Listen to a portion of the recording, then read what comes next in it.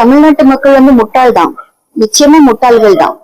இல்லன்னா இந்த மாதிரி ஒரு ஆட்சிக்கு முட்டு கொடுத்து முட்டு கொடுத்து முட்டு கொடுத்து முட்டு தேர அளவுக்கு முட்டு கொடுக்குறீங்க இல்லையா?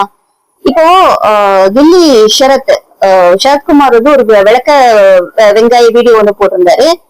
அதெல்லாம் பார்த்து சிரிச்சு நம்ம கடந்து போயிட்டு இருக்கோம். ஏன்னா உங்களெல்லாம் ஒண்ணும் பண்ண முடியாது. ஏன்னா நீங்களும் உண்மையை சொல்ற பொய்யாமணி புலவர்கள் இல்லையா, சத்தியவான்கள். சோ கண்டிப்பா நீங்களும் உண்மையதான் சொல்றீங்க, ரொம்ப நேர்மையானவர்கள், கண்டிப்பா உண்மையதான் சொல்றீங்க.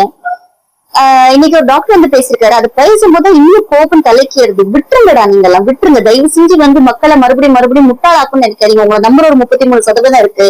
மிச்சம் 67 பேரும் நீங்க சொல்றதுக்கு ஆமா சொல்லணும் நீங்க நினைக்கிறீங்க. சரி, நாங்க ஆமானே சொல்லிட்டு போறோம். ஆனா எங்களுக்கு மறுபடியும் எங்களுக்கு கேள்வி கேட்கணும்னு தோணுது. எங்க இருக்கு தெரியுமா? நாங்க பெரியார பொய்யா எடுத்துக்கல, உண்மையா எடுத்துக்கிறதுனால எங்களுக்கு அந்த கோபம் வருது. அப்ப நாங்க கேள்வி கேட்கிறோம். ஏன்னா நீங்க ஸ்டேடியம்ல உட்காந்து வீடியோ எடுக்கிறீங்களா, அதுல குழந்தைய காணாம, குழந்தை எங்க போச்சு? 1.5 வயசு குழந்தை எங்க இருக்கு? குழந்தை இல்ல, குழந்தையோட அம்மா இல்ல, இருந்தது நண்பர்களா இருக்காங்க. அதுல அவரோட ஃப்ரெண்டு வர ஒரு பொண்ணு சொல்லிருக்கு, நாங்கெல்லாம் இருந்தோம், அது எப்படி அவர் பண்ணுவார், அவர் அப்படிலாம் பண்ண மாட்டார், ரொம்ப நல்லவர். சரிமா, உங்க ஃப்ரெண்ட்ஷிப்லாம் இருக்கும்போது நீங்க எல்லாம் விட்டு கொடுக்க மாட்டீங்க, நல்லவர் தான். சரி, அப்ப பிள்ளை வீட்டுல இருந்தா வீட்டுல இருக்க குழந்தைக்கு நீங்க ஸ்டேடியம்ல நீங்க மருந்து பிடிச்சீங்களா? சரி, அப்படியே அந்த குழந்தை அங்க இருக்குன்னா அந்த டாக்டர் சொல்றாருங்க, வாந்தி, பேதி, காய்ச்சல், ஃபிட்ஸ் வந்திருக்குன்றாரு. மிக கூச்சமா இல்ல இந்த மாதிரிலாம் பேசுறதுக்கு.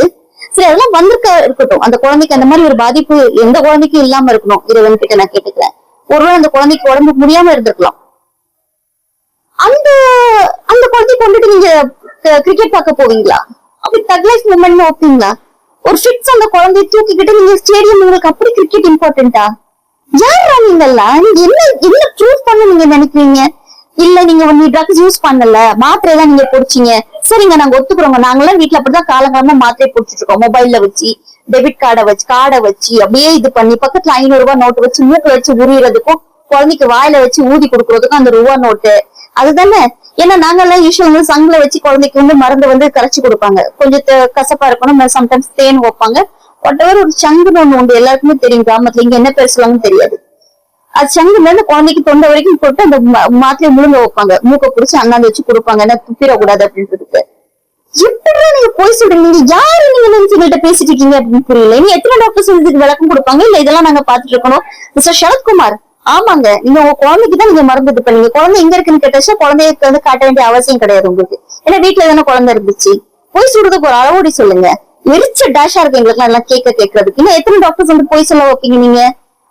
உங்க ஆட்சி எவ்வளவு தூய ஆட்சின்னு எங்களுக்கு தெரியும். இன்னைக்கு வைகோ சொல்லிட்டாரு, ரிசைன் பண்ண வைங்க அந்த 2 MLA-க்களை, நாங்க ஜெயிக்க வைக்கிறோம் அப்படின்னு சொல்லிட்டு விஜய் சொன்னதாட்டு. சூப்பர் தூய ஆட்சியில இப்படிதான் இருக்கணும், இந்த மாதிரிதான் இருக்கணும். எல்லா எல்லா கட்சியும் அடிச்சு உடைச்சு ஒலையில போடுறதுக்கு முதல்ல மாதிரி இருக்கணும். அப்ப அதுக்கெல்லாம் நீங்க ரொம்ப சரியான ஆட்களா நீங்க இருக்கீங்க.